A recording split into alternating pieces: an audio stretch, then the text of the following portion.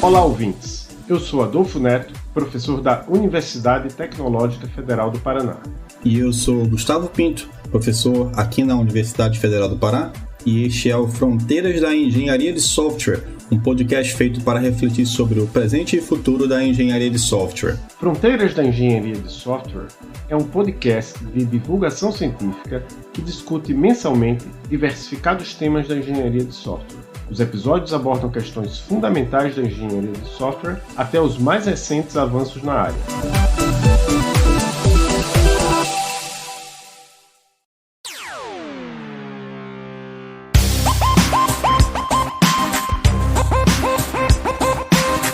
O nosso convidado deste 11º episódio é o professor Eduardo Almeida.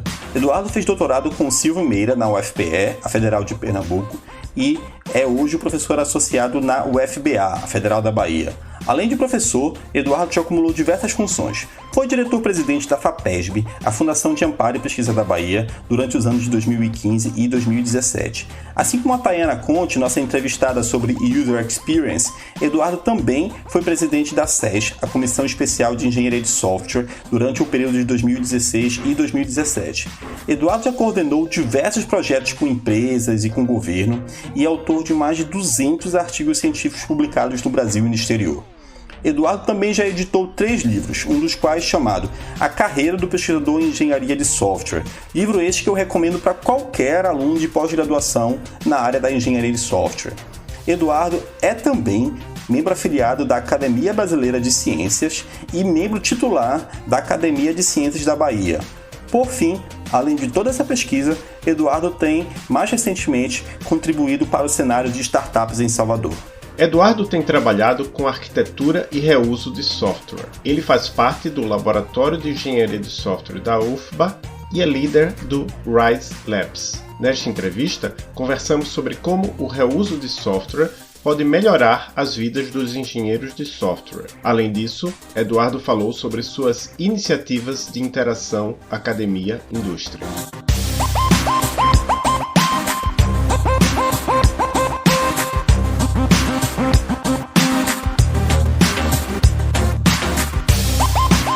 Tudo bem, Eduardo? Você pode se apresentar para as pessoas que nos escutam?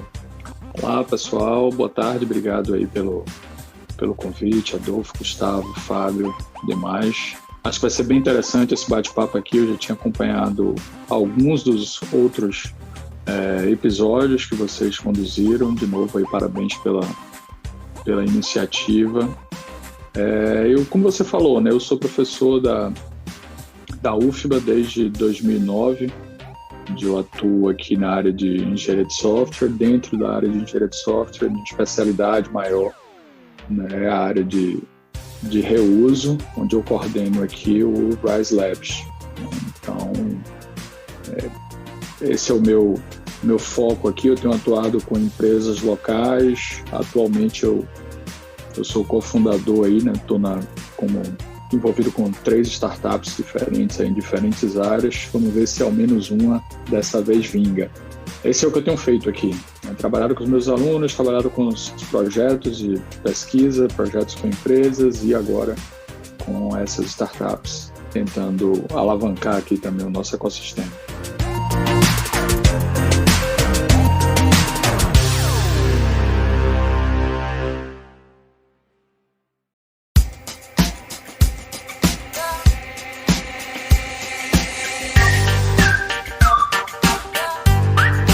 Além de professor, né, pesquisador e agora trabalhando com startups, você também editou um livro, né, junto com o Mazieiro, uns 10 anos atrás, alguma coisa assim, chamado A Carreira do Pesquisador em Engenharia de Software, né? E aí tinha um prefácio do Silvio Meira nesse livro, né, que ele falou, dentre algumas coisas, né, eu anotei aqui, abre aspas: entendemos que para escrever melhor e mais software é preciso começar a escrever menos software, no sentido de evitar a replicação em muitos e inúmeros lugares dos mesmos sistemas, né? Fecha aspas. Embora aqui nesse prefácio o Silvio não falou sobre reuso explicitamente, ele deveria estar sugerindo as estratégias para a reutilização de software, né? E nesse sentido, como é que a gente consegue, né, ser mais produtivo escrevendo menos código, né? Assim, eu acho que reuso é uma das opções, mas O que é reuso? O que de fato é reuso? Escrever uma função, dar um nome para essa função, usá-la em 2 lugares, é reuso? O que mais poderia ser reuso? Essa é uma colocação bem interessante, né? A ideia de Silvio, como você reforçou aí, Silvio, de fato, estava mencionando a questão de reuso. A gente tinha... Silvio foi um dos grandes incentivadores também da formação do nosso grupo, né? Onde a ideia de Silvio era como é que a gente tentaria levar reuso para a prática, né? Então, o nosso grupo, inicialmente, até a minha própria visão, era a visão ainda muito mais de pensar em grupos de pesquisa, pensar em publicações, pensar em impacto com relação a reuso, mas Silvio estava com um passo mais à frente, né? Dizendo, não, como é que a gente vai levar isso aqui para resolver os problemas das empresas, como você colocou, né? De produtividade, onde reuso aí pode ser um componente-chave para alavancar essas empresas a aumentar a produtividade, reduzir custos, aumentar a qualidade, né? O que você colocou, né, o que seria, né, reuso, assim, se eu crio uma função, essa função vai ser reutilizada em 2 ou 3 sistemas ou em 2 ou 3 locais, isso aí vai ser reuso ou não, né? Assim, se for para o mesmo sistema, eu considero que não, né? Mas eu acho que uma característica importante quando a gente pensa em reuso, né? A gente tem 2 características de reuso. Uma é aquele reuso ad hoc ou acidental, por exemplo, onde você pega um pedaço de código, trecho de código do Stack Overflow, uma determinada função, e você traz para o seu projeto. E o outro é aquele reuso sistemático, né? Que você ali mesmo, como arquiteto ou como desenvolvedor, você tem aquele problema em mãos, você entende que aquele problema ali, né, ele pode ser reutilizado, pode precisar ser reutilizado em outros contextos, por exemplo, dentro de uma empresa, e aí você decide fazer aquela solução de forma reusável, né? Então, acho que essa intenção de criar algo para ser reusado diferencia um pouco desse cenário de, uma única função seria reuso, né? Acho que o primeiro ponto é você, de fato, ter a intenção de criar algo que vai ser reusado, porque você entende que aquilo ali vai trazer um benefício, por exemplo, para a sua empresa, em termos de aumento de produtividade, que para outros sistemas aquilo ali não vai precisar ser feito, redução de custo, porque se você já passou um tempo ali, né, para pensar naquele design, na implementação, nos testes, aquele custo ali vai ser amortizado com a questão do reuso e, assim, aumento de qualidade também, porque aquilo que você fez como reusável vai ser utilizado em contextos diferentes do que foi projetado inicialmente, o que, de certa forma, vai trazer aí, vai testar também a robustez da sua solução, né? Então, acaba aí trazendo esses benefícios a tiracolo, né? Então, reuso, para mim, é esse processo, mas um processo mais pensado, sistemático, organizado, né, de desenvolver artefatos reusáveis, né, que não necessariamente está amarrado ao código-fonte. A gente pode criar casos de testes que podem ser reutilizados também por sistemas em um mesmo domínio ou para um mesmo projeto, né? Então, não necessariamente amarrado apenas ao código-fonte. E você já antecipou alguma coisa dessa próxima pergunta, mas talvez você possa complementar. Sim, além do básico, quais são as técnicas e práticas que nos ajudam a reutilizar código? Existe alguma ferramenta que ajuda nesse sentido? As IDEs avançaram no sentido de apoiar desenvolvedores e fazer reuso do código? Assim, essa pergunta que você fez, ela é bem interessante, né? Então, outro dia até eu estava dando uma aula era uma disciplina de engenharia de software normal na graduação, e aí, em determinado momento da conversa, a gente parou na questão de reuso, e eu falei sobre um dos projetos que a gente tinha, né, lá atrás, em 2007, 2006, onde o nosso objetivo era desenvolver uma ferramenta, a gente chamava essa ferramenta de BART na época, de Basic Asset Retrieval Tool, né, uma ferramenta básica para recuperação de artefatos, que a ideia era que você tinha uma empresa que tinha os seus repositórios de projetos internos, no sistema de armazenamento de arquivo, a gente plugava esse nosso plugin, plugava esse nosso plugin, né, numa IDE e permitia a conexão e a busca de código, por exemplo, nesses repositórios de projetos da empresa, né? Então, isso em 2006, mais ou menos, 2007. Né? E aí, tinham iniciativas similares, que era buscar isso na internet como um todo. Né? Tinha até uma ferramenta chamada Kruggle, com K, né? Era um Google, só que com K aí, onde a ideia era similar também, você ir buscar código na web, um pouco que os desenvolvedores fazem hoje implicitamente, só que sem funções assim refinadas de busca, como o Stack Overflow. Né? Muitas vezes o desenvolvedor vai para o Stack Overflow para tentar encontrar um determinado problema, é um contexto um pouco diferente, mas ele vai ali pegar um pedaço de trecho de código, ele vai ter um entendimento. Então, assim, com relação às ferramentas de desenvolvimento, eu acho que a gente não evoluiu muito nesse sentido. Eu ainda vejo os mesmos problemas, por exemplo, para esse processo de tentar reutilizar código, reutilizar outros artefatos. Eu vejo poucos avanços nesse sentido, né, com relação a essas ferramentas. Então, as necessidades e as coisas que a gente discutia lá atrás, a gente ainda vê hoje, né, a indústria não tendo ainda um ferramental desse tipo. Né? Às vezes eu até paro e, assim, a gente começou uma startup também lá atrás, em 2008, 2009, a gente transformou o Rise em empresa, né? Abriu o CNPJ, tivemos alguns projetos e tal. E às vezes eu digo, se a gente tivesse talvez ainda insistido, hoje a gente talvez tivesse essa ferramenta que a gente acredita que o mercado ainda não tem. Né? Então, assim, em termos ferramentais, eu acho que a gente não avançou muito. Em termos de técnicas, o que é que eu acho que coisas que a gente fez ou faz aí, de certa forma, bem, que favorecem ao reuso. No desenvolvimento de componentes, a gente, né, primeiro lá atrás, criar frameworks, depois essa coisa evoluiu para componentes, em alguns casos criar arquiteturas de referência para determinados domínios, para determinados sistemas, o próprio gerenciamento e implementação de sistemas baseados em compilação condicional é algo que a indústria utiliza e a gente faz isso de certa forma bem. Se você pensar em projetos de APIs também como uma forma de você promover o reuso, então essas iniciativas aí eu acho que caminham de forma, assim, foram avanços ao longo aí desse período que tem acontecido na área, e são as técnicas aí que eu vejo mais apropriadas para promover o reuso.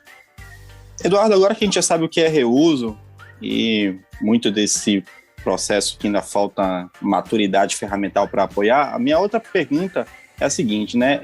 Eu sei que reuso é uma coisa legal, é bom a gente incentivar, praticar, né? Você, já explicou nisso brevemente, mas tem algum limite, assim?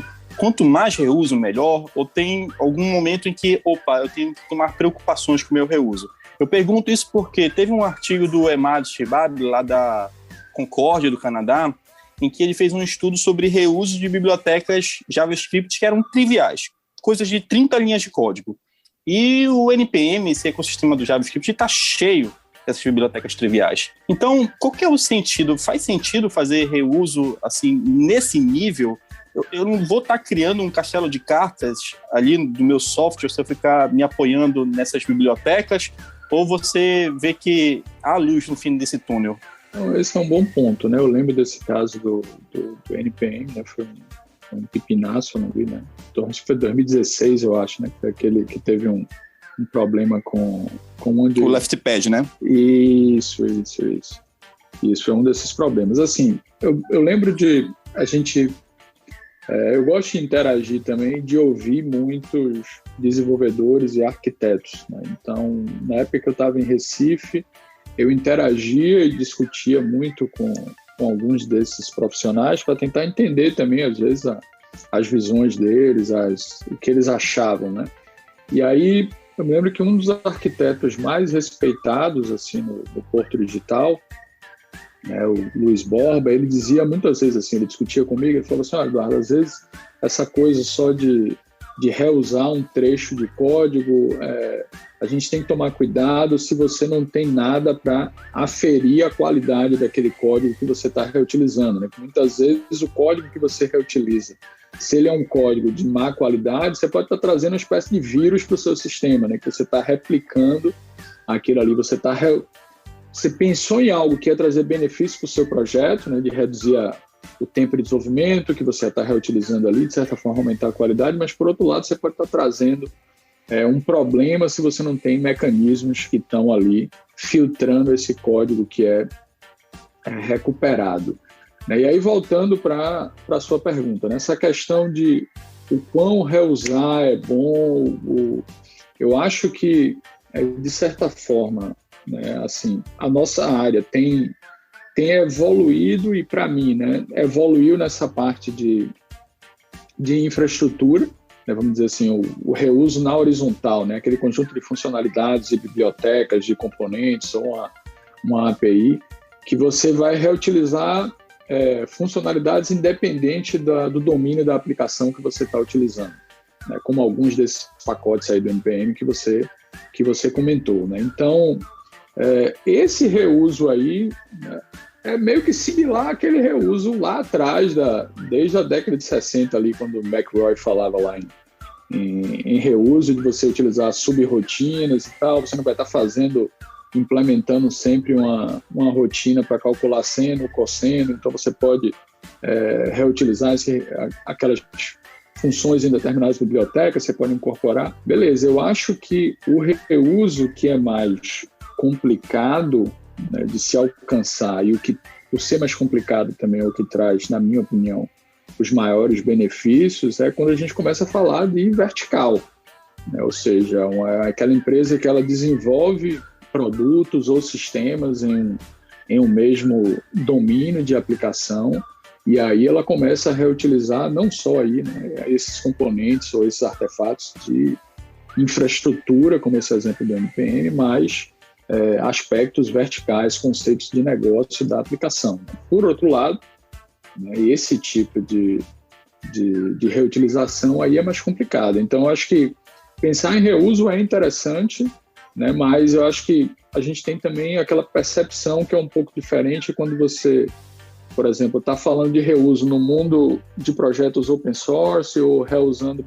bibliotecas, ou quando você está pensando em reuso dentro de uma determinada empresa que desenvolve software em um mesmo domínio, ou ela tem um único produto e esse produto ela precisa, que é um cenário muito comum, né? Às vezes a empresa ela desenvolve o primeiro produto, esse produto não necessariamente pensou-se em reuso e ela fecha aquela primeira venda e aí 3, 4 meses depois ela fecha um novo contrato para vender aquele produto, mas aí aquele cliente quer algumas adaptações para esse produto, e aí a empresa muda um pouco, entrega aquele produto, e aí fecha um outro contrato, e de repente ela está com 3 ou 4 bases ali para manter, 3 ou 4 diferentes produtos ou diferentes sistemas, é um pouco que a gente vai na linha aí de sistemas configuráveis ou altamente configuráveis. E aí é onde, para mim, né, vale a pena voltar e se pensar nesse reuso aí internamente, mais no nível vertical, né, do negócio mesmo, como um todo. Você já mencionou até uma questão que a gente vai falar agora, mas a pergunta é sobre as dificuldades de se fazer reuso hoje em dia, em 2021, que é o ano que a gente está, porque o reuso se tornou muito fácil, né? A gente falou aí do Stack Overflow, esse reuso Sim. mais simplificado, mas esses casos, como esse caso aí do LeftPad, mostra que a gente tem que tomar um certo cuidado com o reuso que faz, né? Que foi esse LeftPad, foi o caso, explicando para quem está nos ouvindo, né? Foi um pacote que tinha lá no NPM, que era usado por vários softwares no mundo todo, ficou indisponível. Estava lendo aqui que, na verdade, foi o autor que simplesmente decidiu, não quero mais deixar esse software disponível, ele simplesmente tirou. E aí serviços como Facebook, Netflix, Airbnb ficaram indisponíveis. Isso quase quebrou a internet. Como é que a gente pode evitar esse tipo de acontecimento que talvez alguns classifiquem como um cisne negro, aquele termo de Nassim Taleb, dizendo que é algo que é imprevisível e de alto impacto? Essa pergunta aí é uma pergunta complicada, né? De como é que você evita esse tipo de situação, porque envolve um pouco de governança aí desse processo como um todo, né? Aí eu acho que tem uma série de aspectos que a gente poderia analisar, né? Um deles é do ponto de vista, por exemplo, de produtividade, né? Certamente não faz sentido para funções como essa ou algumas dessas funções que todo projeto acabe desenvolvendo. Então, de fato, faz sentido que essas funções sejam desenvolvidas para serem reutilizadas e tal, e vão ser, como foi o caso aí, por diferentes projetos. Então, eu me olho como engenheiro de software, né? Eu vou reutilizar aquilo ali, porque eu não quero perder tempo fazendo aquilo ali, se é algo que eu sei que já existe, já foi testado, já meio que já está, de certa forma, provado que funciona em outros contextos. Eu vou trazer para o meu projeto, vou reduzir ali meu tempo de desenvolvimento e vou focar no que interessa. A gente tem que lembrar que, de certa forma, né, também o que não necessariamente é um ponto positivo, mas a nossa indústria, né, a nossa área de desenvolvimento de software é uma área que é muito focada em time to market. Né? Não, a gente tem que colocar o nosso produto no mercado mais rápido e a gente tem que ter uma data de lançamento do produto e a gente tem que colocar nosso produto na frente do competidor. Então, muitas vezes a gente prioriza, né, velocidade do que qualidade. Né? Às vezes, e aí traz todos os problemas aí que vocês e o pessoal que está aqui nos acompanhando conhecem. Né? Às vezes traz problemas relacionados a débito técnico, porque muitas vezes você vê aquilo ali, não, isso aqui eu posso fazer de forma melhor, mas não, o meu gerente de projeto está aqui no meu cangote dizendo, olha, sua sprint já está aí para terminar e você precisa avançar e a gente precisa andar com o projeto, então eu vou fazer isso aqui de certa forma que funcione, mas não funcione da melhor forma possível, né? E, então isso aí acaba, né, de certa forma também impactando na qualidade. Então esse é um aspecto que eu acho, né? Tem a questão de como a gente enxerga essa pressão de colocar as coisas no mercado o mais rápido possível. Tem a questão da governança que eu comentei, né? Como um todo, né? Essa questão aí da governança e aí, se você faz isso, como é que essa coisa fica, né? Eu tiro do ar e aí? Quem está reusando, whatever. Mas, por outro lado, quando a gente olha para o que a academia, por exemplo, já discutiu lá atrás e que a gente não chegou nesse modelo, assim, de certa forma, né? Então, de novo, lá voltando para o Doug McRoy, né? Em 68, ele, no artigo dele lá de produção em massa de componentes, que é assim, um seminal paper da nossa área, ele estava propondo, veja, lá atrás que a gente tivesse uma espécie de mercado de componentes, uma indústria de componentes reusáveis, onde a gente pudesse reutilizar componentes, buscar componentes de acordo com as necessidades do seu projeto. Né? Então eu ia procurar determinados componentes ou funções baseados em determinadas precisões, em determinadas configurações e tal. Esses componentes iam ter que ter alguma qualidade, alguém ia ter que garantir a qualidade daquele componente, alguém ia ter que gerenciar aquilo ali. Aí se você der um salto de 68 lá para 2000 e pouco, tem uma iniciativa chamada ComponentSource.com e a ideia era criar essa espécie desse mercado de componentes, como o McRoy estava idealizando ali lá atrás, ia ter um modelo de negócio que, de certa forma, remunerava quem produzia componentes, quem reusava, quem certificava. Então, isso aí era, de certa forma, responsável um pouco aí por essa governança, né? Mas a coisa, por N razões, não se manteve de pé no mercado e veja que até hoje a gente ainda discute alguns aspectos desse tipo aí que, dado o estágio que a gente está de tecnologias, de avanços, é ainda um pouco rudimentar, né? Vamos assim dizer. Então eu acho que tem um problema de governança aí também por trás, que não é fácil de resolver em situações como essa aí que você citou. Por exemplo, outro aspecto, com o RISE, a gente interagiu bastante com o grupo de reutilização de software da NASA, né, nos Estados Unidos. Eu visitei lá o laboratório deles, a sede deles em Greenbelt, né, na região ali, Maryland, Virginia, nos Estados Unidos, e uma das preocupações que eles tinham, por exemplo, com relação a reuso naquele domínio ali específico da agência era quando você está reutilizando, por exemplo, componentes ou código do terceiro que pode infringir algumas das licenças que a própria NASA utilizava né, nos seus projetos, né? Então veja que, por um lado, o desenvolvedor estava ali tentando agilizar a vida dele, trazer mais qualidade para o projeto, reutilizando determinado componente, reutilizando determinado módulo para o projeto, mas, por outro lado, ele tinha que lidar com questões, no caso dele, com questões de regulação, né, vamos assim dizer, que eram aspectos de licença de alguns desses componentes que iam ser incorporados no produto, se iam poder ser incorporados ou tal. Eu vejo por aí. Não sei se eu respondi um pouco a sua pergunta ou se trouxe também outros elementos aí para a galera refletir e pensar um pouco. Prever cisnes negros realmente é um negócio complicado, né? Porque quando eles acontecem são devastadores, né? Então prever um negócio desse é sempre puxado. Mas um outro ponto, né, Eduardo, assim, a gente falou um pouco de licenças, e licenças vem muito de comunidade de software livre, e a minha pergunta é tipo, a gente aprendeu a fazer reuso, na minha cabeça, posso estar completamente enganado, mas muito com as práticas de comunidade de software livre. Por exemplo, desde a criação de ferramentas de gerenciamento de pacote como o Make, tem, sei lá, 20, 30 anos, não sei, né, lá no passado, até os frameworks, os componentes que estão aí, JavaScript que o diga, né, quanto que tem disponível, além dos mecanismos para buscar e instalar esses componentes de uma forma muito simples e trivial, né? As próprias licenças, como você mesmo mencionou, muitas delas existem para botar ali um meio de reutilização. Você pode reutilizar com essas condições aqui, né? Então, eu vejo as comunidades de software livre como sendo meio que precursoras de muito de reuso que acontece hoje, né, na indústria, né, minha visão. Aí eu queria saber de você, né, qual que é o papel da indústria, né, quais que são as práticas que a indústria tem introduzido, né? A gente tem a questão da governança, que aí realmente é um ponto diferenciado,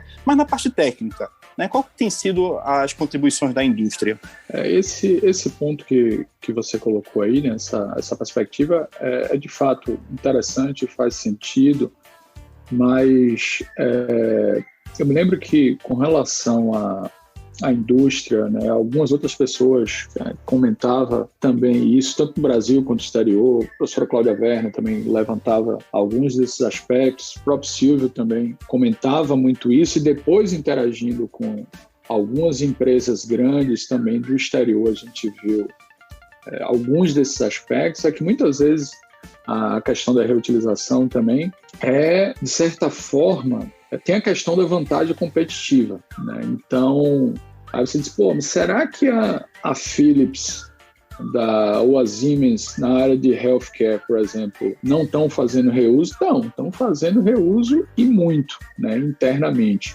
Só que, do ponto de vista de negócio, tem algumas coisas que, de certa forma, não são e não podem ser disponibilizadas, né? Eu me lembro que eu visitei, em 2008, o Avaya Labs, nos Estados Unidos. E, na época, David Wise era o diretor do Avaya Labs. E David era um cara que... David foi orientando de Basile, de Vitor Basile, e trabalhou praticamente boa parte da vida dele com o David Parnas, né? Então o pessoal até chamava de Parnas Scholars, né? Ele e Paul Clement são a galera que estava ali sempre junto, fazendo trabalhos em conjunto. E boa parte da atuação de David, que era uma pessoa ligada à indústria e teve também uma influência forte na comunidade de reuso, de arquitetura, de linhas de produto, dessas coisas, vieram de algumas dessas ideias que eles aplicavam por conta de problemas da indústria, né? Então, David foi, se não me engano, o livro de linhas de produto é assim, o primeiro livro clássico de linhas de produto, que é o que ele descreve lá, a abordagem dele, o FAST, acho que é 99 ou 98, vem de ideias e iniciativas que ele já aplicava na época da Lucent e que depois foi virando até chegar na Avaya e virar parte deles com a Avaya Labs, coisas como utilização de geradores, utilização de linguagens específicas de domínio, utilização de arquiteturas de referência, derivação de produtos, onde eles aplicavam essas coisas na prática em projetos industriais, por exemplo, no caso da da Avaya, que era Lucent, né, anteriormente, no domínio de telecom. Né? Eles fizeram isso muito bem. Né? Eu acompanhei alguns projetos do Fraunhofer, que também na Alemanha, na época que Dirk Mutig e Klaus Schmidt estavam mais à frente envolvidos no Fraunhofer, 2008, 2009, onde eles também tinham uma série de projetos com empresas na área de automotivo, sistemas embarcados, né, como um todo, John Deere, Mercedes, iniciativas desse tipo, onde, se de fato eles não estavam, de certa forma, criando novas técnicas, que você vai dizer, mas essa linguagem específica do domínio era algo que já existia, arquitetura de referência, arquitetura de linguagem padrão, estavam colocando, por exemplo, se não estavam sendo criadas novas técnicas, estavam sendo colocadas essas técnicas à prova ali em ambientes industriais. E aí eu acho que vem aí algumas contribuições nesse sentido. Né? Então, o que é que a indústria tem contribuído com a área de reutilização? Assim, esse é um dos avanços, né? Coisas como relacionadas a geradores, a linguagem específica do domínio, até de certa forma, se a gente pensar, mas aí também tem um envolvimento com comunidades open source, né? Mas se você pensar no próprio REST, né? O pessoal lá de Irvine que trabalhou no desenvolvimento estava também ligado à indústria, mas estava também ligado a projetos open source. Mas a Philips fez um trabalho muito grande de criar arquiteturas de linhas de produto para os sistemas médicos da Philips, criar arquitetura de linhas de produto, modelos de componentes, que também foram iniciativas propostas por eles no domínio, por exemplo, de telecom, né? Telecom não, de TVs, DVDs, Blu-rays, etc. Eu me lembro que certa vez eu estava conversando com o Kentaro era o arquiteto da Toshiba no Japão, né? E ele era um cara que participava muito na comunidade de linhas de produto, organizou em algumas edições o Hall da Fama, que era um negócio interessante, que eram situações onde empresas traziam iniciativas de sucesso que deram certo, né, na prática, com reuso, em especial linhas de produto. E aí o Kentaro falava, olha, Eduardo, a questão aqui para a gente, na Toshiba, é meio que sobrevivência, a gente reusar ou não e usar uma abordagem, por exemplo, no nosso caso aqui, de linhas de produto, envolvendo geradores, envolvendo componentes. Por quê? O ano tem 365 dias. Aqui na Toshiba, a gente tem mais de 360 produtos.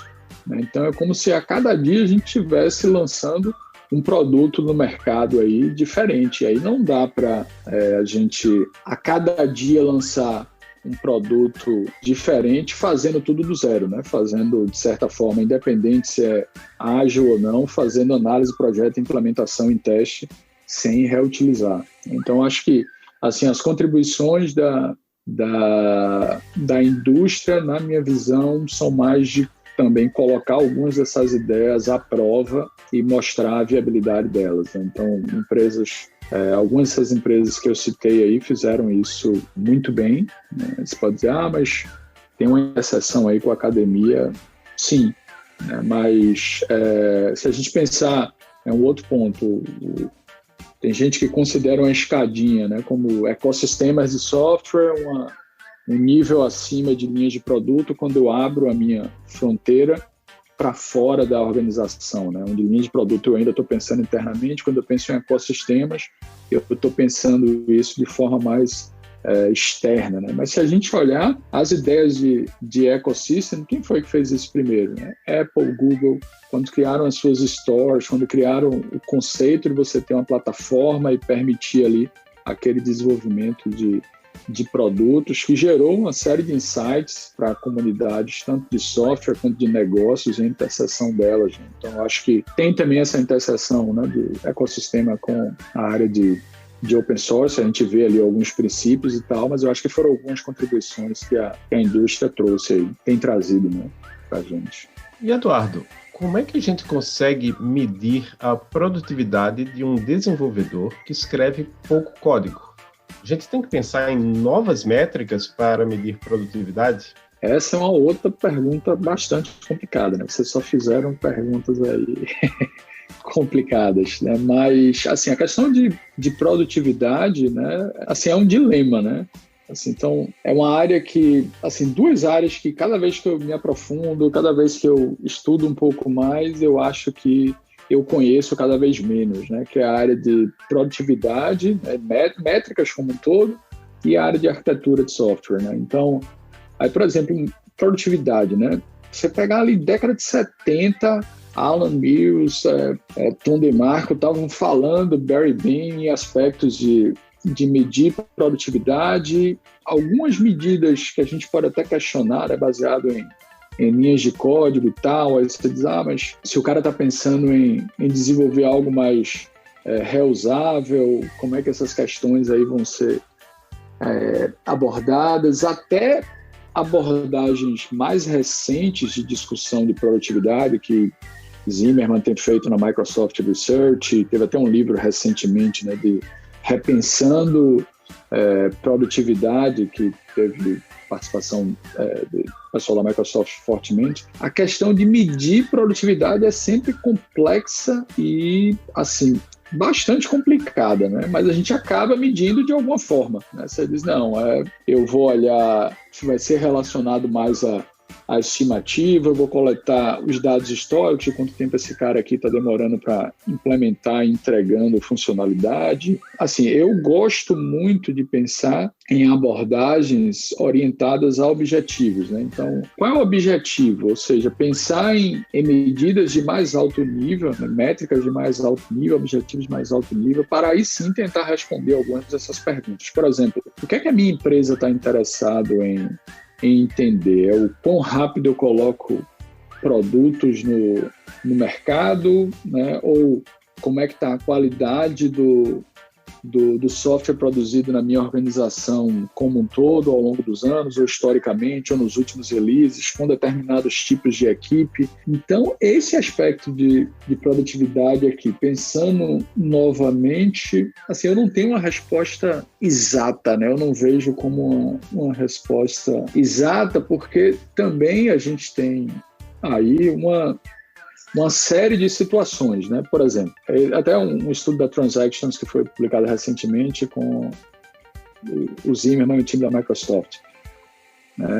O papel de interrupções, por exemplo, né, tem um impacto na produtividade, né? Então, muitas vezes, se você está analisando a produtividade de forma individual, como é que você analisa, por exemplo, a produtividade de determinados líderes técnicos ou de determinados arquitetos ou engenheiros que fazem mentoria, que são interrompidos toda hora para tirar uma dúvida, para fazer uma explanação melhor. Então, assim, eu enxergo que tem muitos, né, aspectos que interferem aí nesse processo. Eu acho que a gente pode e deve utilizar algumas dessas medidas, mas sempre quando eu penso em olhar para métricas, por exemplo, relacionadas à produtividade, olhar com cuidado, né? Porque, por exemplo, se você estiver olhando a produtividade individual de um desenvolvedor, né? Aí você diz, olha, eu tenho um desenvolvedor A e desenvolvedor B aqui.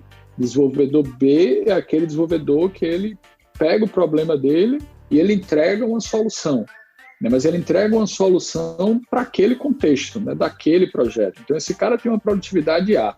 Desenvolvedor B é aquele cara que ele consegue olhar mais horizontalmente para a empresa, para outros projetos e dizer, não, esse tipo de solução, esse tipo de problema aqui, eu preciso de uma solução reusável que vai ser reutilizada em outros projetos da minha empresa, que vai trazer outros benefícios para outras pessoas dentro da organização. Então, eu vou gastar mais tempo para fazer isso aqui de uma melhor forma, de uma forma que vai ser reusável. E aí esse cara gasta mais tempo, mas ele está entregando uma solução que pode ser reusada em 4, 5 diferentes projetos da minha empresa. E aí não dá para eu dizer que o desenvolvedor A é mais produtivo do que esse cara aqui, esse desenvolvedor B. Então, assim, eu olho para métricas de produtividade, mas sempre, né, pesando esses aspectos, né? De novo, algumas métricas são baseadas em linhas de código. Então, significa que existem métricas, por exemplo, de reuso que olham para linhas de códigos reusadas. né, dado a quantidade de linhas de código que você tem num projeto como um todo. Então, significa que, de certa forma, se você desenvolve soluções com poucas linhas de código, né, mas que são bem coesos, uma solução coesa, fracamente acoplada e tal, isso vai ser, de certa forma, penalizado por algumas dessas métricas, né? A gente até fez um estudo, se não me engano, em 2005, com métricas de reuso, olhando essa perspectiva, né? Era o aluno nosso que trabalhou nisso, era um cara que tinha bastante experiência, um arquiteto também, vários anos de experiência no Porto Digital, hoje é presidente de uma empresa internacional, que era Jorge Macena, onde a gente pegou aquelas métricas que existiam de reuso e meio que a gente mostrava na prática e com dados de projetos alguns problemas que, dado a interpretação que você tivesse daquelas métricas, né, você ia entender a coisa por um lado completamente diferente, por exemplo, nesse caso, com base em quantidade de linhas de códigos que eram escritas, dado a quantidade de linhas de código do sistema como um todo. Utilizar métricas para medir alguma coisa sempre entra um viés aí.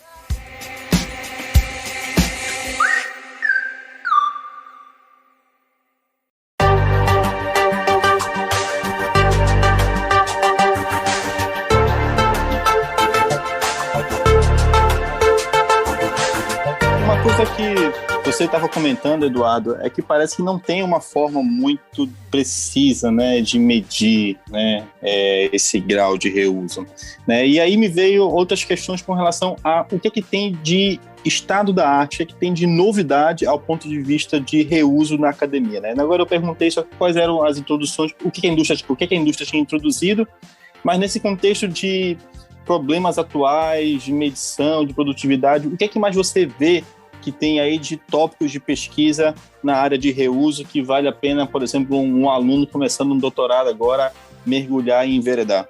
Com relação ao primeiro ponto que você comentou, teve um estudo, né, de um cara assim, bem conceituado também, trabalhou com Basile, que foi o Rick Selby, né?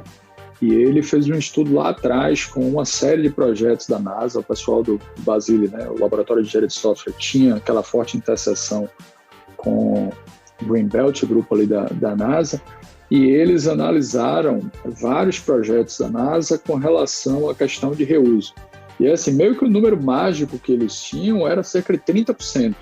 Né? Então, 30% de reutilização era o número que a NASA sempre buscava como a meta em projetos internos de desenvolvimento, né? Eles identificaram que 30% de fato estava sendo reusado, eles analisaram também a qualidade desses módulos para identificar características desses módulos que estavam ali naqueles 30% e que tinham boas características, eles identificaram algumas dessas características, então 30% era meio que a margem ali buscada, né? Então meio que fica como um número básico, assim, numa empresa de desenvolvimento, qual é a meta que a gente tem que estar pensando ali? Então, esse número é normalmente usado aí pela NASA, né? A partir desse caso da NASA. Com relação a temas de pesquisa, eu acho que, assim, um desafio que a gente... Assim, eu vejo a questão de reuso como um arcabouço de técnicas, de métodos, processos e ferramentas que, quando a gente aplica em diferentes domínios, esses domínios nos trazem uma série de desafios. Por exemplo, teve parte da comunidade de reuso, né? O Sven Appel, o Andreas lá da Dinamarca, a própria comunidade brasileira, Paulo, Márcio, Marco Túlio, Eduardo Figueiredo, assim, uma boa linhagem da comunidade de engenharia de software e de reuso, olhou em determinado momento para um domínio que estava específico ou estava, assim, de certa forma, esquecido e trouxe uma série de avanços, que foi o domínio de quê? Por exemplo, o domínio de sistemas operacionais. Quando meio mundo de gente da comunidade começou a olhar o kernel do Linux como um sistema altamente configurável, e aí foi diversos grupos de pesquisa analisando diferentes aspectos de sistemas operacionais, ou o kernel do Linux como sistema operacional. Hoje eu vejo assim, 2 domínios, assim, uns 3 ou 4 domínios que chamam minha atenção e que me aguçam bastante, porque, de certa forma, remete você a reusar também ideias que lá atrás de reuso, mas nesses domínios que tem um comportamento diferente. Por exemplo, o domínio de jogos é um desses domínios, né? A gente tem alguns trabalhos ainda incipientes de jogos, mas quando você olha do ponto de vista de engenharia de software, né, tirando o aspecto fã da área de jogos, mas a parte de desenvolvimento, você olha para determinados jogos em diferentes domínios, você não vai dizer, a EA, ela não está criando um FIFA ou um PES, né, todo ano do zero.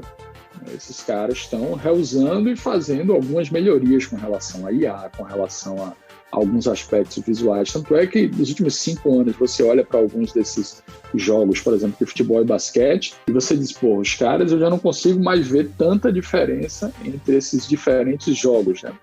Mas a área de jogos como um todo apresenta uma série de desafios para a utilização de linguagens específicas de domínio, como é que você vai colocar serviços nesse contexto aí de jogos, como é que a maioria desses jogos hoje são jogos, né, online, multiplayers, e aí papel de requisitos não funcionais aí, e atributos de qualidade, performance, segurança, disponibilidade, traz também uma série de desafios. Então, eu olho para um domínio de jogos como um domínio que oferece aí uma série de desafios.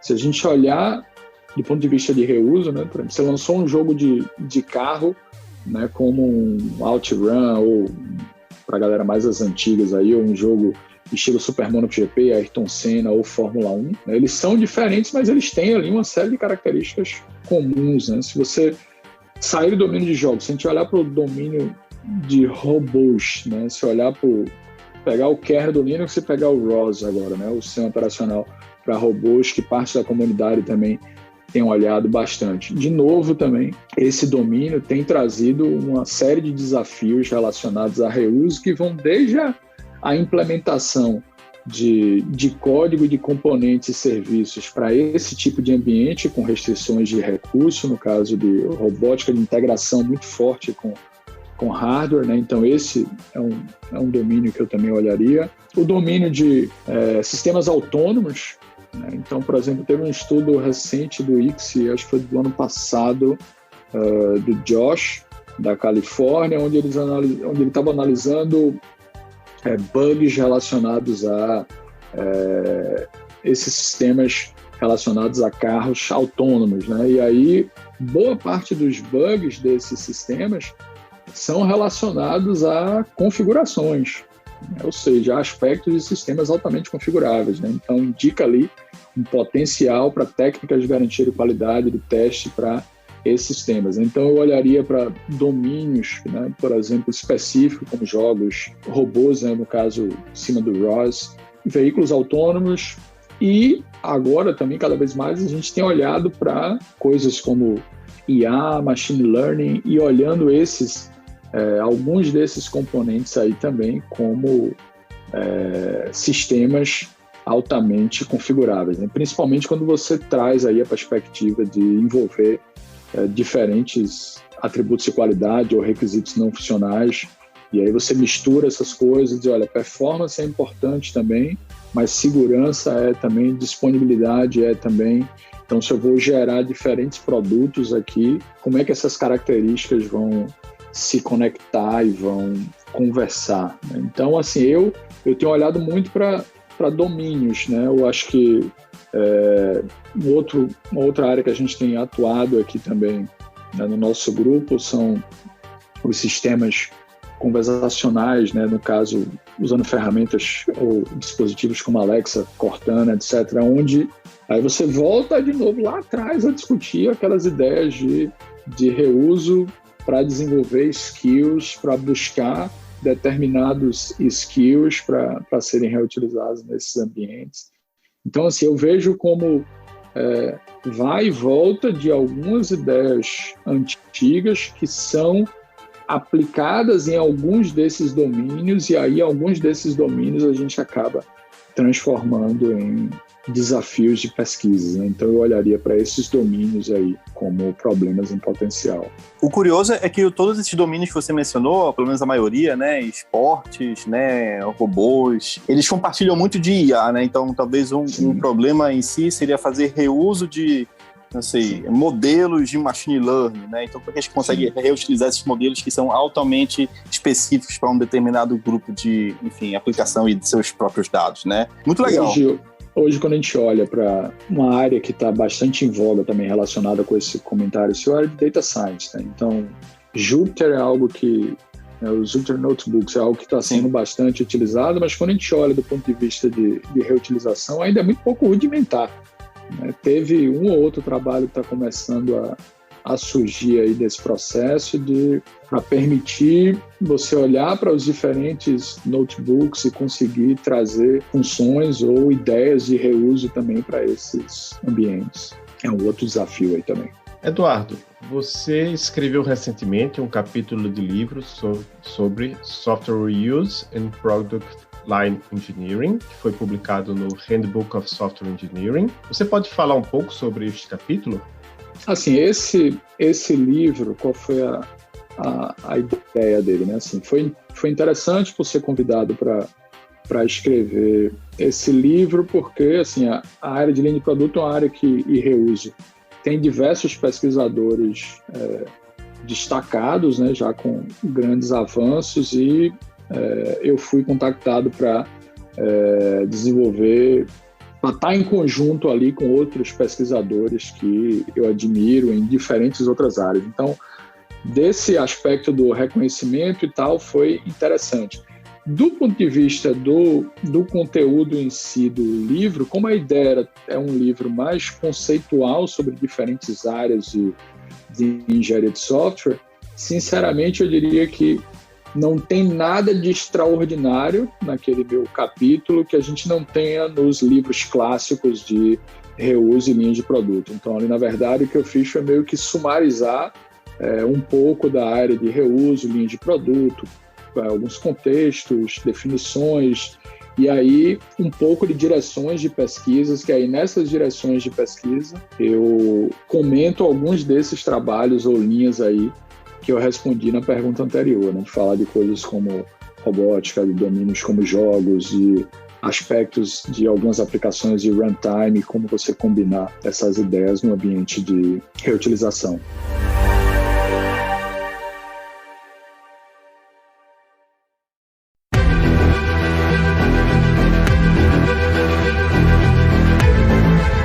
Eduardo, durante os anos de 2010 a 2015, você e seu grupo de pesquisa fizeram vários workshops de reuso de software junto à indústria. Você pode contar um pouco para a gente essa história dos workshops, como foi que começou, quais foram os avanços que estes workshops trouxeram para a comunidade de praticantes e por que não temos mais workshops assim hoje em dia?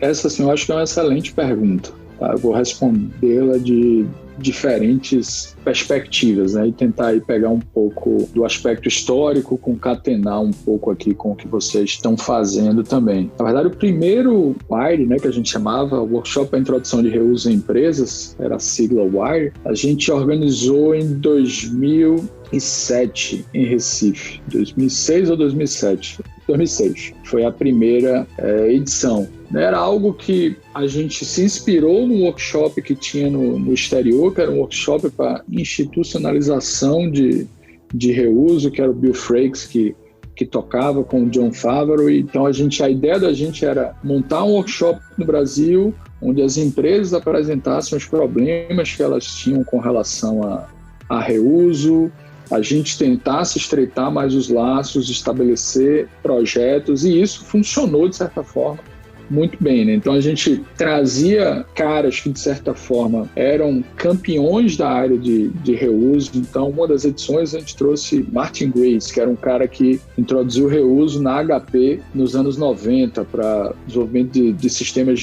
para impressoras, para toda a linha de dispositivos da HP. Era um cara que era bem marqueteiro também, as empresas gostavam da forma como ele falava, como ele apresentava as ideias.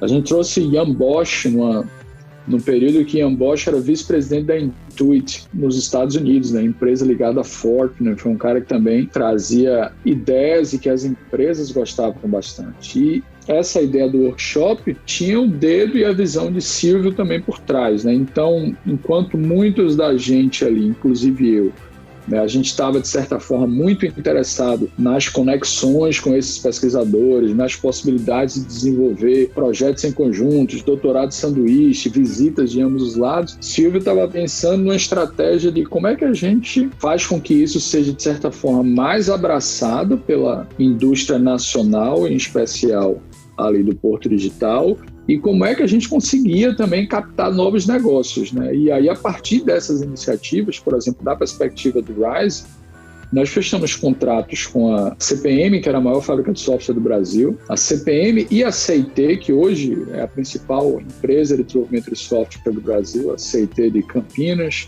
a CPM de São Paulo, nós tivemos projeto com a Caixa Econômica, Brasília, a gente teve projeto com a Embraer, a NASA entrou em contato, começou a interagir com a gente, então foi muito bom, projeto com o Banco Central, para desenvolver esses projetos e para trazer também parte da indústria e disseminar aquele conhecimento. Então essa foi um ponto interessante. A gente fez o primeiro em 2006 e sempre fomos fazendo, acho que até 2012 a gente intercambiava com a escola de reuso, a RISE Summer School, então a gente intercambiava. Um ano a gente trouxe David Wise também, quando o David era o diretor do Avast. Foi bem interessante esse processo. Então disseminava bem o conhecimento, tinha a questão do network, auxiliava nos projetos. Um aspecto que eu falei que conectava com vocês, depois eu vou mandar aqui, por exemplo, um desses dos links com relação a isso, era que a gente, né, lá atrás, a gente tinha esse projeto também, similar,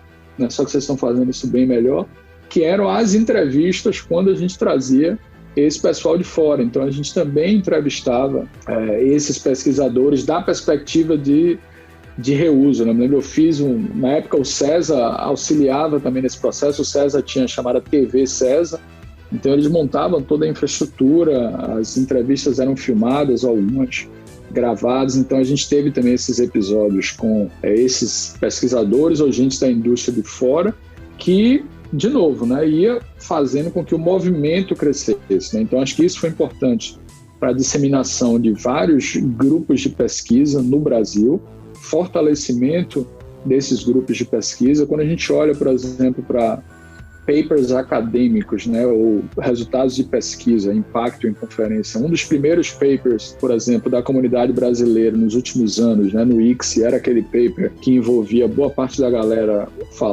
um trabalho de Alessandro com vários outros brasileiros com reuso naquela aplicação mobile media, se eu não me engano, era o projeto que eles utilizavam. Então pipocou, né, uma série de iniciativas, outros grupos, levou aquilo ali para as empresas também, de certa forma. Por que eu acho que a coisa parou um pouco também? Financiamento, a gente sempre conseguia também, de certa forma, financiamento das agências de fomento, mas, por outro lado, esses workshops, por serem workshops de empresas, todo ano a gente tinha patrocínios de empresas também. Então, chegava no ano a CPM, ou a CPM Brax, ou a CIT, ou outras empresas aportavam recursos ou diziam, não, a gente traz o palestrante, né? Então, trazer as empresas é importante, mas, então, financiamento era um ponto que impacta hoje, eu não vejo assim acontecendo. Você fala, não precisa ser reuso, né? Poderia ser outras áreas, por exemplo, se você olhar a área de serviços, né? Que é a área de microserviços que está em bastante voga, uma área que a indústria está o tempo todo falando aí, mas a gente não vê muitas iniciativas nessa linha que poderia estar ocorrendo e ia trazer benefícios para os dois lados, né? Então, financiamento é um ponto. Hoje, boa parte da geração, né? Então, veja que a gente organizou o primeiro evento desse em 2006, então há 15 anos atrás. Boa parte da geração hoje, de certa forma, é qualis-oriented, né? Então, as pessoas ainda pensam do tipo, mas é um workshop e ele não tem qualis e tal. Era outro propósito ali. Era um propósito completamente diferente, que a gente não estava preocupado e olhando para qualis, né? E hoje eu vejo que isso também tem um impacto. Se fosse hoje, era capaz das pessoas falarem assim, mas vamos colocar artigo científico para ser apresentado também. Então, ali a gente tinha... era uma outra pegada, né?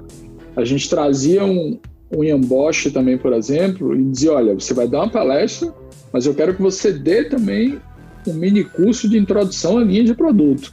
E ele tem que ser um foco muito maior em empresas do que acadêmico. Então, você começava a criar a cultura, catequizar ali aquelas empresas. Então, a questão do Qualis, a questão do financiamento e eu acho que também a questão do engajamento, né? Assim, vocês estão com essa iniciativa aqui, que é uma iniciativa show de bola, mas só vocês sabem o trabalho que dá para fazer essa coisa rodar. Você tem que contactar as pessoas, você tem que... o cara dizer que ele tem 1000 coisas para fazer e você se flexibilizar para atender ali, fazer as entrevistas no horário do cara, você está correndo atrás de recursos para contactar a empresa para fazer edição. Então, essas coisas dão trabalho, consomem uma energia muito grande e se o time, né, a galera não estiver focada, a coisa não sai. E para nossa sorte, né, a gente criou uma comunidade ali ao redor da gente, que a gente trabalhava muito, mas a gente também se divertia muito. Então aquilo meio que não era um trabalho assim, né? Então desde você ir pegar o pesquisador no aeroporto e você ir ali conversando várias coisas com o cara da sua tese, da empresa dele, de direções de pesquisa, opinião e tal, até a organização mesmo do evento, bater na porta da empresa, a gente achava aquilo um barato, né? E hoje, assim, por alguns desses aspectos, as pessoas também, né, cada vez mais ocupadas, não querem se ocupar com um evento, né? Eu, particularmente, eu gosto de organizar um evento científico, né? Se você olhar aí o meu perfil, você vai ver que sempre eu, assim, a cada quase 2-3 anos eu estou organizando um evento nacional ou internacional, né, trazendo para o Brasil. A gente trouxe a conferência de arquitetura, de linhas de produto, de reuso, o Vamos, assim, eventos que nunca tinham descido abaixo do Equador, a gente trouxe para cá também, além dos eventos nacionais. Mas uma das coisas que eu vejo como a organização de eventos, uma vez até algum pesquisador me perguntou isso, mas eu vejo como uma forma de você dar aquela espécie de give back, né? Você dá algo de volta, principalmente para a sua comunidade local, né? Muitas vezes os nossos alunos ou as pessoas que estão aqui ao redor dessas empresas não têm condições de ir para um evento científico no exterior da forma como a gente vai, ainda mais hoje com o dólar dessa forma, a ter um contato ali tete a tete com alguns desses pesquisadores. Então, se você traz isso para o país, para o contexto, para aquela cidade ali, você acaba mexendo em outros aspectos e trazendo uma série de benefícios também diretos ali para a comunidade local. Mas assim, eu olhando, é algo que eu acho que foi uma grande contribuição, assim, eu digo para o pessoal do nosso grupo, né? Por exemplo, com relação a reuso. Eu digo, olha, raramente você vai pegar aí, você pode contar no dedo algum pesquisador ou um conjunto de pesquisadores da comunidade de reuso que ele não tinha feito uma visita no nosso grupo no Brasil via um desses eventos ou missões científicas ou cooperação. Então isso para o aluno, para as empresas, é algo bem interessante, né? Que é um cara que a referência está ali naquela hora sentado com você discutindo um determinado problema ou um determinado aspecto da área ali. Eduardo, depois de toda essa sua experiência trabalhando com empresas, trazendo renomados pesquisadores para dar cursos em empresas e hoje atuando como tendo uma função em várias startups aí em Salvador, e ainda assim conciliando a sua função como professor e pesquisador, né? Você continua sendo o pesquisador de excelência, aquele que busca, né, submeter, ter artigos publicados nos melhores locais, e pelo que a gente pouco conversou, você sempre referenciando os melhores artigos ao longo dessa conversa aqui, né? E principalmente os melhores pesquisadores da área, né? Então, quando a gente vê alguém desse nível de excelência, a gente acaba vendo que ele é alguém muito acadêmico, né? Mas o seu perfil ele não é tão acadêmico. O seu perfil ele tem um braço muito forte acadêmico, mas também tem um braço muito forte na indústria, né? Pelo tudo que você já conversou aqui. Então, minha pergunta é como é que você concilia essas coisas, né? Primeiro, como é que você concilia e qual é a sua visão, né? Você acha que Obviamente, isso é necessário para o pesquisador hoje em dia. Eu sei que está cada vez mais difícil o recurso, mas você acha que isso é um caminho sem volta? Você está fazendo isso porque você gosta? Está fazendo isso porque você vê que é a sua visão de criar um ecossistema local na Bahia? Como é que você enxerga essa carreira do pesquisador Eduardo Almeida lidando com essas duas coisas diferentes aí? Essa sua pergunta é ótima, né? Eu tenho uma terceira vertente aí que eu exercitei em determinados momentos, que foi a vertente de gestão. Atuei como chefe de departamento, coordenador da pós, e assim, na minha carreira de gestão, acho que teve um maior impacto e desafio foi quando eu tive também a presidência da fundação aqui, né, a FAPESB, que aí é quando você se coloca no outro lado, né?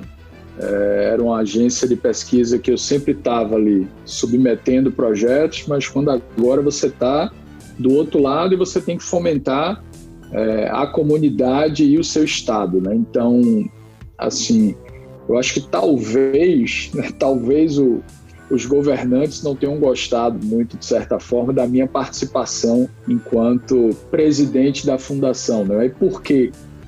Porque, por exemplo, eu investi 100 milhões em editais, né? Então, quando a gente olha para o histórico da fundação ao longo dos anos, já me lembro que o pessoal falou, velho, você lançou 60 milhões em 2 semanas de editais. Eu dizia, mas a gente não está aqui para fomentar a área de pesquisa do Estado e tal, em diferentes ações, em diferentes áreas, né? Então, assim, voltando, assim, eu andei também por esse lado, né, de gestão governamental, o lado acadêmico, o lado de empresa empresarial, né? Como é que essa coisa toda começou? Quando eu olho lá para trás, né, eu fiz a minha graduação e eu trabalhava também como engenheiro, como programador, né? Então, a partir do meu segundo ano, eu estudava e trabalhava. Então, era algo que eu gostava também, né? Eu gosto de programar, não tenho tempo que eu tinha como antes, mas eu ainda tento fazer algumas coisas mais interessantes nesse sentido. E aí eu gostava da área de desenvolvimento de software, trabalhava com projetos em empresas, e aí decidi fazer o mestrado. Fiz o mestrado, aquela visão bem acadêmica do meu grupo de pesquisa, que também não é demérito, né? Era uma visão mais acadêmica do meu grupo de pesquisa em São Carlos, mas que a gente conseguiu montar uma comunidade ali. Eu levei Vinícius para fazer mestrado, eu puxei Alexandre Álvaro, que era da graduação, para fazer mestrado, Daniel Lucrédio e tal. Então a gente montou uma comunidade ali, que a gente fazia muita pesquisa, mas a gente de certa forma queria ver aquela coisa funcionando, né? E aí eu fui meio que assim, desafiado por Silvio para fazer um doutorado com ele da forma que Silvio trabalha, né? Então, Silvio vende, né, gelo para o esquimó, né? Então, na época, eu estava entre fazer um doutorado no Rio, ir para a Inglaterra fazer um doutorado ou ir para Recife. Eu tinha essas 3 possibilidades, as 2 já tinham sido aceitas, e aí Silvio me convenceu, mais com o desafio de, olha, aqui a gente vai tentar fazer algo novo, né, onde a gente vai tentar colocar todas essas ideias que você acha que você conhece ou que você acredita que você conhece, na prática, em empresas, num ambiente que está crescendo e vai se tornar o maior do Brasil, né? Aquela visão megalomaníaca de Silvio, vocês sabem como é. E aí, o poder de Silvio de convencimento é muito grande. Eu fui para Recife, e aí, quando a gente estava em Recife, Silvio o tempo todo nos desafiava dessa forma, né? Tipo, mas como é que a gente vai colocar essas coisas na prática para rodar em empresas?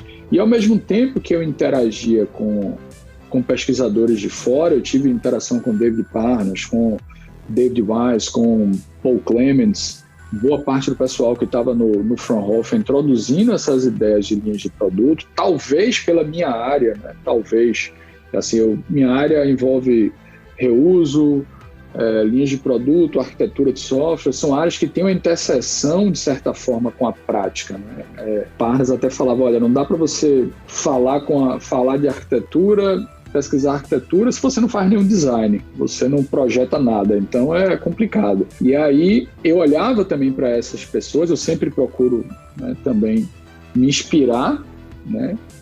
Em determinados momentos, quando a área de minerar repositórios de software, de mining. O MSR ainda era um workshop. Quando o MSR começou a surgir, que eu começava a ver os trabalhos que Tal Shi estava fazendo, que a Mehdi Hasan estava fazendo, que Zimmerman estava fazendo, e eu trouxe esses 3 caras para aqui, para o meu grupo também. O Tal veio, depois o Mehdi Hasan, a gente teve aluno trabalhando em conjunto no sanduíche lá, o Tom Zimmerman veio. Eu olhava que esses caras que também estavam tendo um impacto muito grande em empresas eram caras que tinham impacto industrial, né? Ou seja, estavam fazendo coisas reais, né? Zimmerman tem um playground, né? Zimmerman tem um playground que é a Microsoft Research, né? Então ele atuava ali tem uma diversidade que a gente não tem, mas você via que os caras estavam fazendo coisas aplicadas ao mundo real. Quando eu falava com o David Wise, os exemplos dele todo vinham em cima do Avaya Labs, da Lucent, tudo real. E aí eu comecei a olhar, né? Aí falava com o Barry Bain, olhava para o Basile, Barry, esse cara, aqui a gente está fazendo negócio aplicado com a NASA ou com as empresas da Califórnia ali.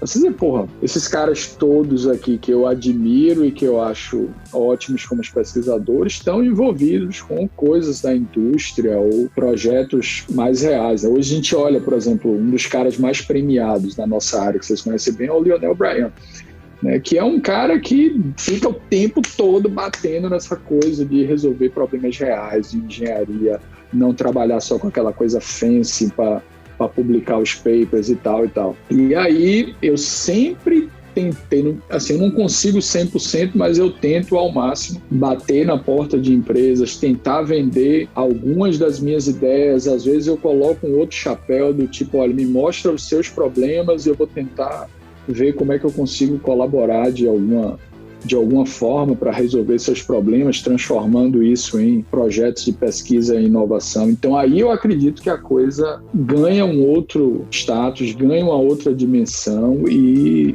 os problemas de fato acontecem, né? Por exemplo, um dos melhores problemas que eu resolvi em minha pesquisa, em pesquisas do meu grupo, foi um trabalho de mestrado e doutorado de Guaratã, que terminou o doutorado e hoje é engenheiro de software no CERP, onde a gente trabalhava com um problema que a Motorola tinha. Dizia, olha, a Motorola tinha um problema que era CRs duplicadas, né?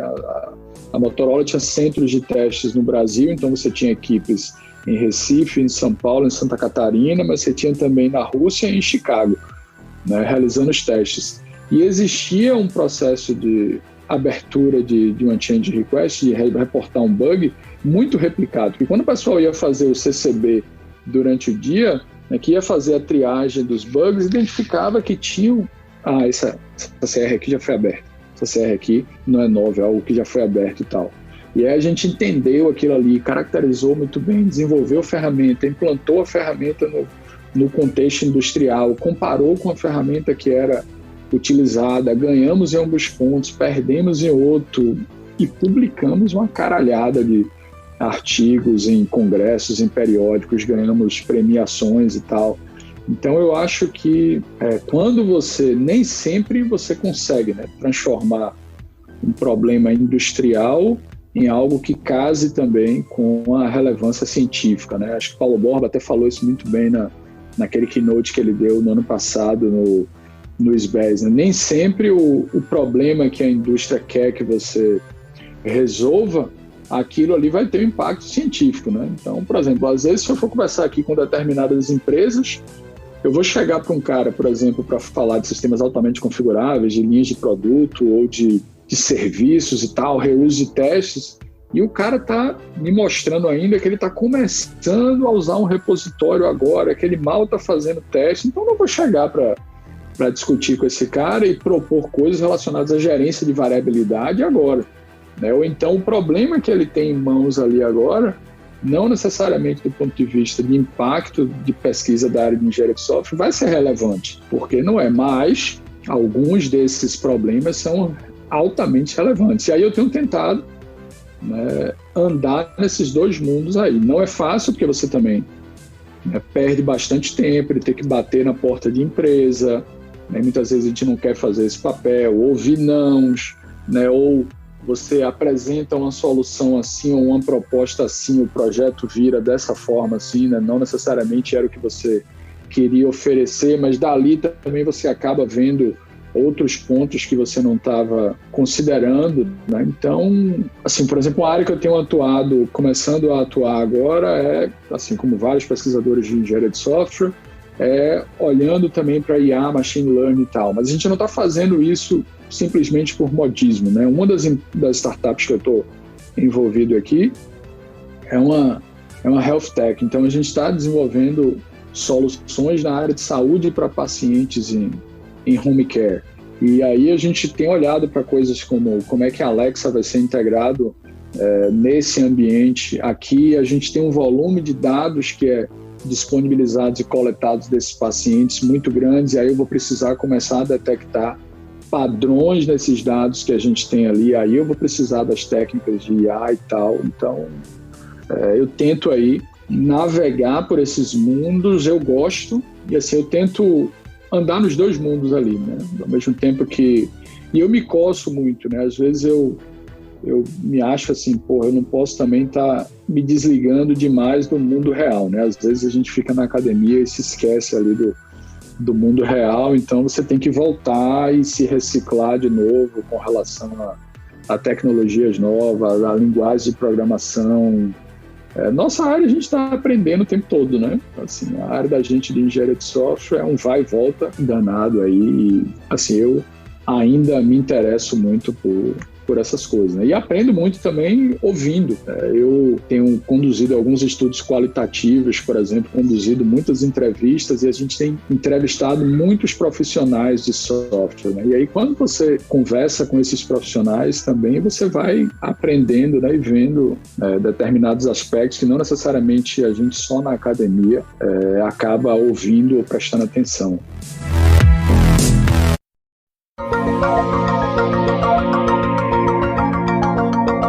Para você, Eduardo, qual é a próxima fronteira da engenharia de software? Assim, eu acho que eu não enxergo uma próxima fronteira, mas eu enxergo que, assim, dado a complexidade e a dimensão das aplicações que a gente vem colocando no mercado, né? Por exemplo, você pega um software que acho que talvez a gente mais use no Brasil, né? Um dos que a gente mais usa no Brasil, o WhatsApp. São trafegados bilhões de mensagens por dia, né? E aí você projetar um sistema, implementar um sistema, testar um sistema que trafega mais de 70 bilhões de mensagens por dia, é um sistema que ele tem que estar no ar quase 24/7, né? Quando o WhatsApp sai do ar, por exemplo, no Brasil, ele é mais por decisão judicial do que, muitas vezes, por decisão técnica, né? Não é um STF, não é um tribunal qualquer que está interagindo ali, está derrubando o serviço. Então, a minha fronteira que eu observo é, assim, as mesmas coisas, né, de certa forma, que Fred Brooks lá falava nos anos 60, 70, né, que software vai ser de fato algo difícil e é isso mesmo, e a gente tem que pensar em como acomodar mudanças da forma mais apropriada, como modularizar melhor esses sistemas e cada vez mais hoje em dia, como lidar com esses atributos e qualidades ou requisitos não funcionais aí que são críticos cada vez mais para essas aplicações, né? Segurança, performance, disponibilidade, tolerância à falha. Você pensar, a Caixa Econômica vai lançar um aplicativo de auxílio emergencial. Esse negócio não vai poder ficar caindo o tempo todo. Esse negócio vai ter que ter um nível de segurança adequado. A gente não dá para... A Lei Geral de Proteção de Dados começa a valer agora em maio. Não dá para você continuar tendo vazamento de dados sensíveis e não sensíveis de clientes, de pacientes sendo expostos da forma que tem acontecendo hoje, né? Então, para mim, essa é a principal fronteira que a gente vai ter aí pela frente. Como projetar, implementar e testar essa nossa sociedade intensiva cada vez mais em software que a gente está vivendo, considerando todos esses aspectos de disponibilidade, segurança, performance, tolerância à falha aí, que para mim é a fronteira aí a ser trilhada. Muito obrigado, Eduardo. Eu passo a palavra para você se despedir dos nossos ouvintes. Obrigado aí mais uma vez vocês aí pelo convite, né? Me sinto bem honrado aí por ter participado, dado os colegas anteriores aí que participaram. Parabéns pelo trabalho. Espero que quem assistiu, quem acompanhou aí, né, de certa forma, tenha aproveitado ou que tenha pego aí alguns insights que possa ser útil. Tá? E aí, qualquer coisa, estamos aí. Só contactar, entrar em contato e estou à disposição. Beleza, Eduardo? A gente vai colocar os teus links dos teus sites aqui na descrição do episódio. E valeu. Para você, ouvinte, um abraço e até o próximo episódio dos Fronteiras da Engenharia de Software.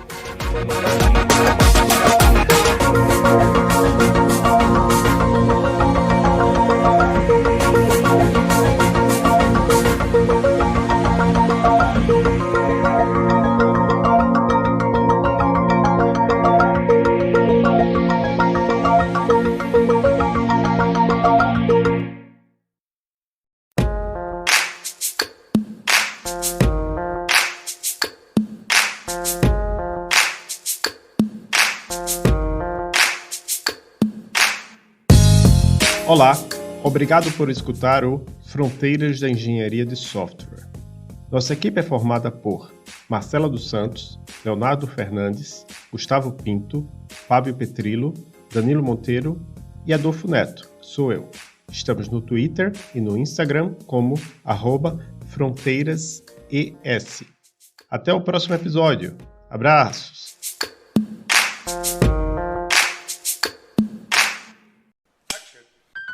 Esse podcast foi editado pela Produtora Reis.